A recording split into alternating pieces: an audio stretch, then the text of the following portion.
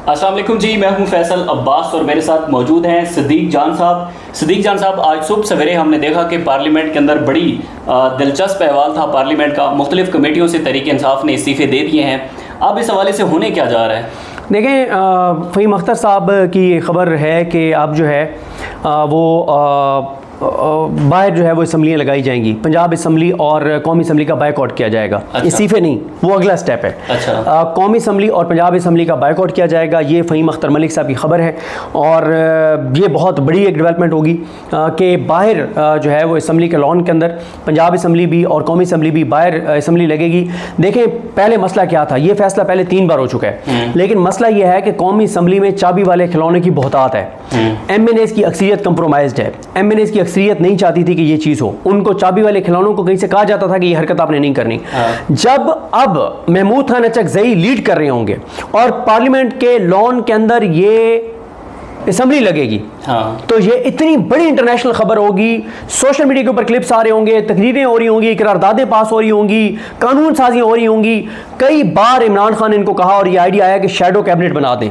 हर वजीर की वजारत के मुकाबले में अपना एक वजीर लगा दें। अच्छा। फॉर्म 45 का वजीर लगा दें। अच्छा। मसलन आप अपना एक बना दें कि ये हमारा वजीर खजाना है मिसाल के तौर पे, जिसको इकोनॉमी की समझ है। वो रोज वजीर खजाना की कारकर्दगी को एक्सपोज करे, वो रोज बताए कि हुकूमत इकोनॉमी को कैसे तबाह कर रही है। एक आप अपना वजीर ज़राअत बना दें, वो रोज बताए किसानों के साथ क्या हो रहा है। एक एनर्जी का मिनिस्टर बना दें, वो बताए कि बिजली के मामले में क्या हो रहा है, LNG के मामले में क्या हो रहा है। ये पहले भी इमरान खान इनको कहा था, लेकिन इन्होंने नहीं किया क्योंकि ये चाबी वाले खिलौने थे। इसीलिए अब ये अल्लामा राजा नासिर अब्बास और महमूद खान अचकज़ई के खिलाफ है। अगर अब इन दोनों ने लीड किया, महमूद खान अचकज़ई ने और अल्लामा राजा नासिर अब्बास ने, सड़कों पे असम्बलियां लगी तो कमाल माहौल होगा। अब आप मुझे बताएं कि कौमी असम्बली के बाहर सड़क पे अगर असम्बली लगी हुई हो, 7 सुप्रीम कोर्ट की दीवार है, जंगल है, ये सुप्रीम कोर्ट है, ये कौमी असम्बली है, और जैसे जाहिया खान जब आते जाते देखेंगे कि बाहर असम्बली लगी हुई है, और मेरी वजह से लगी हुई है क्योंकि मैंने 16 अरकान असम्बली PTI के डीसीट करवाए, कन्विक्ट करवाए, तो माहौल तो बनेगा। जजेस को नजर आएगा, एम्बेसीज को नजर आएगा। एम्बेसीज रोज लिख के भेजेंगे अपने अपने मुल्कों में कि पाकिस्तान में ये तमाशा लगा हुआ है। पाकिस्तान की पार्लियामेंट से एक जो जमात जिसको अक्सरियत मिली थी वो यहाँ पे प्रोटेस्ट। इंटरनेशनल मीडिया देखें, एक होता है इंटरनेशनल मीडिया पे खबर चलना, खबर चले या ना चले, रिपोर्ट हो रही होती है इंटरनेशनल मीडिया को। जब पाकिस्तान की पार्लियामेंट के बाहर सड़क पे पार्लियामेंट का इजलास हो रहा होगा तो इंटरनेशनल मीडिया को रिपोर्ट हो रहा होगा। जैसे ऐसे ही है कि आप रोजाना 10 खबरें फाइल करते हैं अपने चैनल में, 8 करते हैं, चलती उनमें से 3 है, लेकिन 5 सिस्टम में तो आ जाती है ना, सारे आपकी हायरार्की तो पढ़ लेती है, आपका डायरेक्टर न्यूज, सारे कंट्रोलर सारे पढ़ लेते हैं। ये हुआ है। जब इंटरनेशनली ये खबरें जाएंगी तो रोज वो पढ़ेंगे तो सही ना कि पाकिस्तान के अंदर क्या हो रहा है। तो सिद्दीक जान साहब, अब हम ये जो आपने पहले भी खबर दी थी कि नवंबर के अंदर एहतजाज होने जा रहा है, तो आज खबरें कुछ ये भी थी कि कुछ तहरीक इंसाफ के लोग हिचकिचा रहे थे इस्तीफ़े देने से, मुख्तलिफ कमेटियों से इस्तीफ़े देने के लिए हिचकिचा रहे थे। तो ये क्या खबर है? देखें, ये सीधे हों या उल्टे हों, ये राज़ी हों या नाराज़ हों, ये खुश हों या ना खुश हों, असम्बली कमेटियों से इस्तीफ़े तो उनको देने पड़ेंगे। जो नहीं देगा तो वो उसका रास्ता अलग हो जाएगा। देखें, इमरान खान को परवेज़ खटक छोड़ गए, उस्मान बुज़दार छोड़ गए, जहांगीर तरीन छोड़ गए, अलीम खान, चले ये 2 बाकी मैटर नहीं करते, लेकिन 2 लोग बहुत मैटर करते थे, अलीम खान साहब और जहांगीर तरीन साहब, जिनके बारे में कहा जाता था कि पूरी PTI के ऊपर फंडिंग उनकी है, पैसा वो लगा रहे हैं, इमरान खान का घर वो चला रहे हैं। फिर जनरल फैज़, पहले जनरल पाशा, जनरल फलाना, ना वो जनरल रहे ना वो नाम रहे, अलीम खान, जहांगीर तरीन, आज वो सारे जो इमरान खान को छोड़ गया पॉलिटिशियन, आज वो कहाँ हैं? बिल्कुल, आज वो कहाँ है? खत्म हो गया ना, बर्बाद हो गया ना। आज उसकी कोई मुआशरे में इज्जत नहीं है ना। लिहाजा जो इमरान खान को छोड़ के जाएगा वो अपना नुकसान करेगा, अगर वो पॉलिटिशियन है तो अपने आने वाली नस्लों का नुकसान करेगा।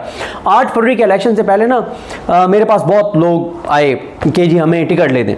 मैं जो भी आता था ना तो मैं इसलिए क्लैरिटी से बात करता था। कई बार ऐसे होता है कि जब आपको कोई बंदा कुछ बंदों को लेके आता है ना, तो उसने गेम ये की हुई होती है कि उसने ना असल में उनके साथ 2 नंबरी की हुई होती है। कुछ लोग ऐसे करते हैं, सारे ऐसे नहीं करते।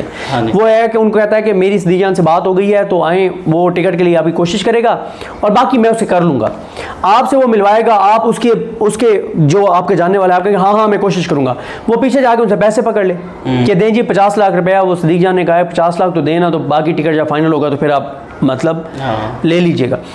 इसलिए जो मेरे पास आता रहा है ना, मैं क्लैरिटी से उन्हें कहता रहा हूँ। पहली बात मैंने कहा यह है कि हमारी इतनी हैसियत और औकात नहीं है कि हम PTI से किसी को टिकट दिलवा सकें। दूसरा मैंने कहा हम ये काम करना भी नहीं चाहते।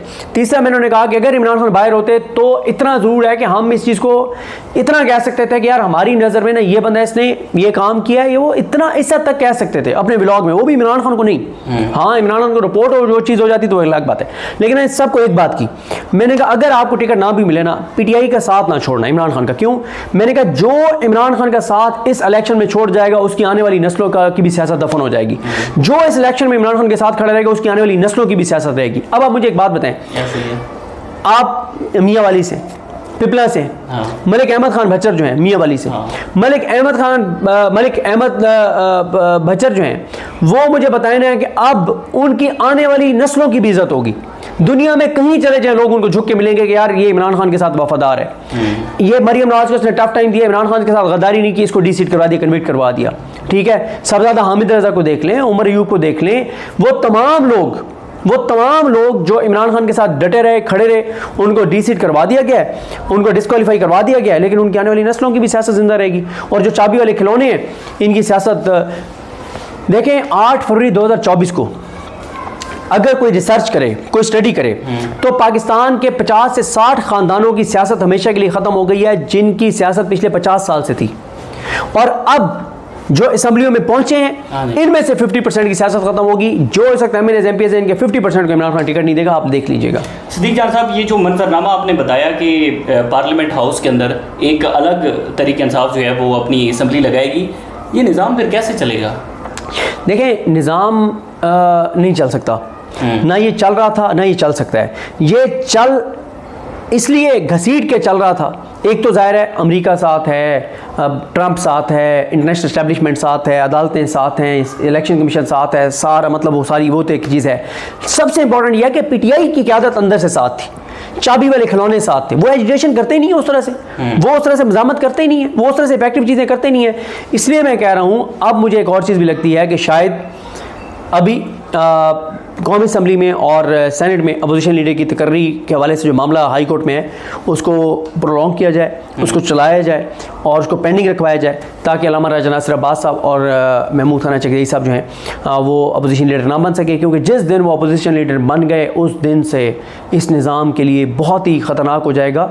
अभी भी इमरान खान ने जो कल ट्वीट्स किए हैं और जो उन्होंने गुफ्तगू किया है, वो इस निज़ाम के लिए बड़ा भारी है। आपने ट्वीट्स की बात की, वो आज कुछ इन्फॉर्मेशन ये भी थी कि इमरान खान साहब का जो ट्वीट था वो पार्टी के अंदर बहुत ज़्यादा डिस्कस हो रहा था पार्लियामेंट हाउस के अंदर, और कुछ लोगों की ये शिकायत थी कि यार ऐसा नहीं होना चाहिए, तो ये बहुत सख्त है। देखें, पीटीआई के अंदर बहुत से एमएनएस एमपीएस ऐसे हैं जो आप इमरान खान के हवाले से खुल के बैठ के बात करते हैं कि इमरान खान की हिकमत अमली ठीक नहीं है। भाई, हिकमत अमली ठीक नहीं है तो रिज़ाइन करो, घर जाओ, बताता है। एमएनएस की अक्सरियत कंप्रोमाइज्ड है। एमएनएस की अक्सरियत नहीं चाहती थी कि ये चीज़ हो, उनको चाबी वाले खिलौनों को कहीं से कहा जाता था कि ये हरकत आपने नहीं करनी। जब अब महमूद खान चकदेई लीड कर रहे होंगे और पार्लियामेंट के लॉन के अंदर ये असम्बली लगेगी, तो ये इतनी बड़ी इंटरनेशनल खबर होगी, सोशल मीडिया के ऊपर क्लिप्स आ रहे होंगे, तकरीरें हो रही होंगी, करारदादें पास हो रही होंगी, कानून साजियाँ हो रही होंगी। कई बार इमरान खान ने इनको कहा और ये आइडिया आया कि शैडो कैबिनेट बना दें, हर वजीर की वजारत के मुकाबले में अपना एक वजीर लगा दें। फॉर्म 45 का वजीर लगा दें। मसलन आप अपना एक बना दें कि ये हमारा वजीर खजाना है मिसाल के तौर पर, जिसको इकोनॉमी की समझ है, वो रोज़ वजीर खजाना की कारकर्दगी को एक्सपोज करे, वो रोज़ बताए कि हुकूमत इकोनॉमी को कैसे तबाह कर रही है। एक आप अपना वजीरे ज़राअत बना दें, वो रोज़ बताए किसानों के साथ क्या हो रहा है। एक एनर्जी का मिनिस्टर बना दें, वो बताए कि बिजली के मामले में क्या हो रहा है, एलएनजी के मामले में क्या हो रहा है। ये पहले भी इमरान खान इनको कहा था, लेकिन इन्होंने नहीं किया क्योंकि ये चाबी वाले खिलौने थे। इसीलिए अब ये अल्लामा राजा नासिर अब्बास और महमूद खाना चकदेई के खिलाफ हैं।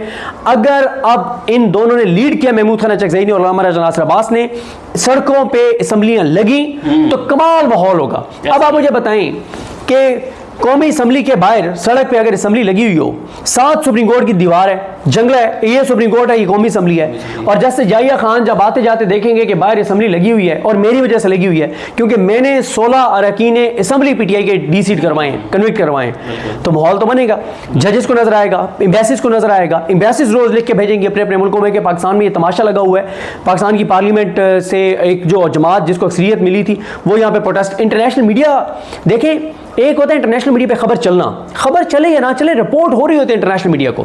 जब पाकिस्तान की पार्लियामेंट के बाहर सड़क पे पार्लियामेंट का इजलास हो रहा होगा तो इंटरनेशनल मीडिया को रिपोर्ट हो रहा होगा।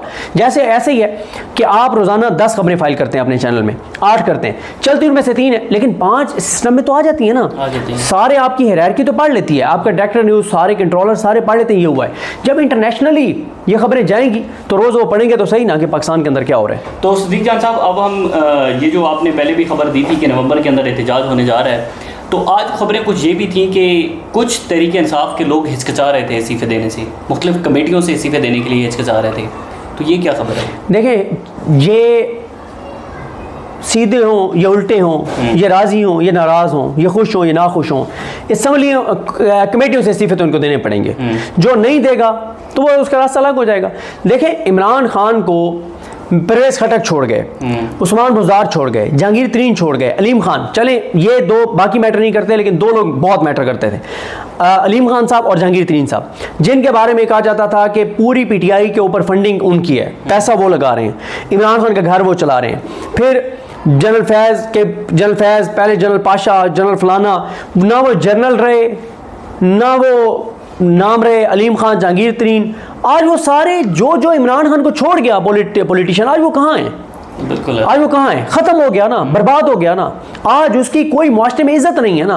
लिहाजा जो इमरान खान को छोड़ के जाएगा वो अपना नुकसान करेगा, अगर वो पॉलिटिशियन है तो अपने आने वाली नस्लों का नुकसान करेगा। 8 फरवरी के इलेक्शन से पहले ना मेरे पास बहुत लोग आए कि जी हमें टिकट ले दें। मैं जो भी आता था ना तो मैं इसलिए क्लैरिटी से बात करता था। कई बार ऐसे होता है कि जब आपको कोई बंदा कुछ बंदों को लेके आता है ना, तो उसने गेम ये की हुई होती है कि उसने ना असल में उनके साथ 2 नंबरी की हुई होती है। कुछ लोग ऐसे करते हैं, सारे ऐसे नहीं करते। वो है कि उनको कहता है कि मेरी सिद्दीक जान से बात हो गई है तो आए, वो टिकट के लिए आपकी कोशिश करेगा और बाकी मैं उसे कर लूँगा, आपसे वो मिलवाएगा, आप उसके जो आपके जानने वाले आपके हाँ मैं कोशिश करूँगा, वो पीछे जाके उनसे पैसे पकड़ ले कि दें जी 50 लाख रुपया, वो सिद्दीक जान ने कहा है 50 लाख तो देना, तो बाकी टिकट जब फाइनल होगा तो फिर आप मतलब ले लीजिएगा। इसलिए जो मेरे पास आता रहा है ना, मैं क्लैरिटी से उन्हें कहता रहा हूँ। पहली बात मैंने कही है कि हमारी इतनी हैसियत और औकात नहीं है कि हम पीटीआई से किसी को टिकट दिलवा सकें। दूसरा मैंने कहा हम ये काम करना भी नहीं चाहते।